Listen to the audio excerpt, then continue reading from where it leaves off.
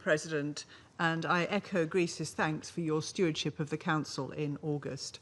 I'd also like to thank ASG Yencha for briefing us this afternoon. I also look forward to the participation of Her Excellency, the Prime Minister of Ukraine, in today's meeting. Only yesterday, the representative of the Russian Federation stood just outside this chamber and said to the media, I quote, "We believe in peace. We believe in diplomacy."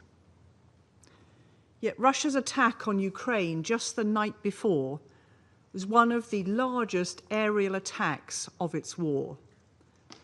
Russia says it believes in peace and diplomacy.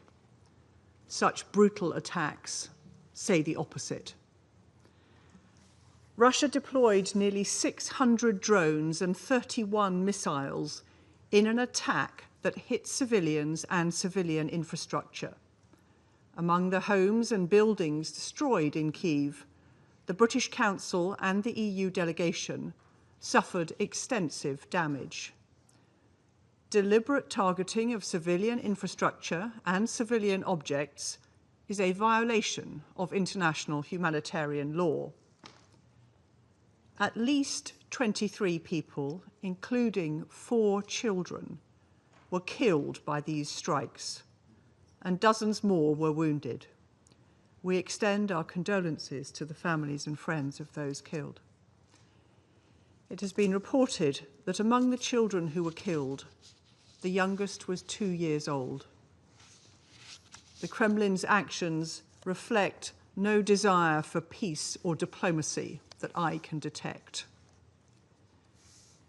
We are appalled by the suffering that Russia has inflicted on civilians, including a guard at the British Council office who was among those injured and hospitalised.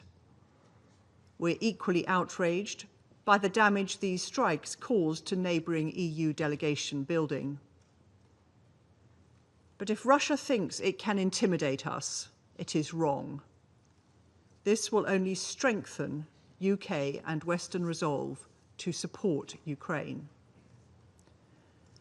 These strikes are the actions of a Russian government that is hell-bent on destroying Ukraine and sabotaging international peace efforts. As my Prime Minister has said, quite simply, this bloodshed must end. And there remains only one solution.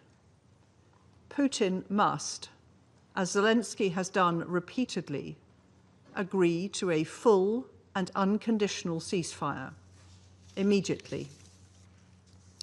President,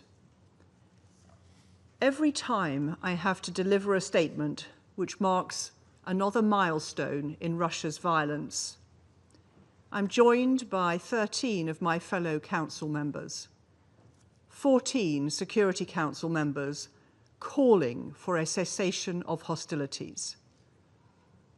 It is easy to sit here and say that there must be peace.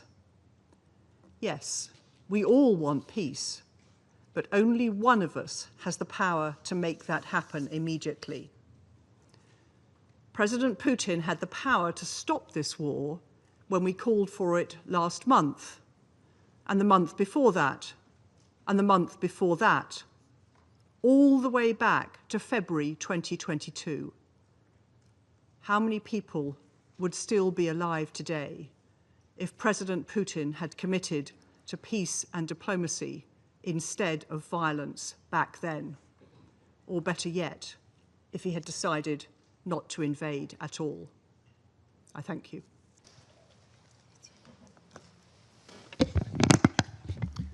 Thank you, Mr. President.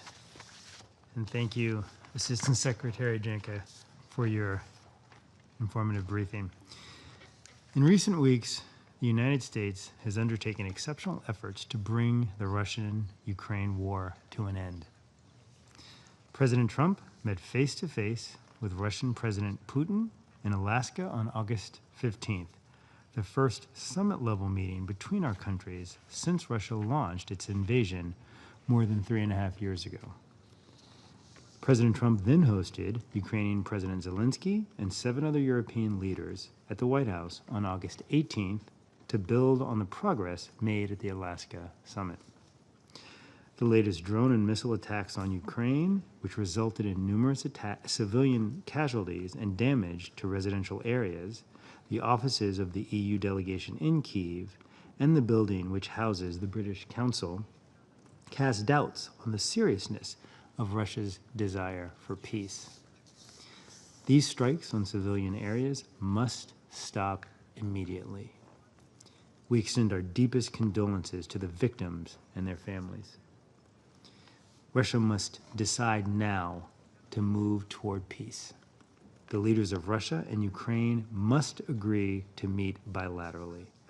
President Trump has warned of further economic measures the United States could take if Russia instead chooses to continue this war, measures which could have far-reaching impact on Russia's future economic prosperity. The United States calls on the Russian Federation to avoid these consequences by stopping the violence and engaging constructively to end the war. With that, I thank you, Mr. President.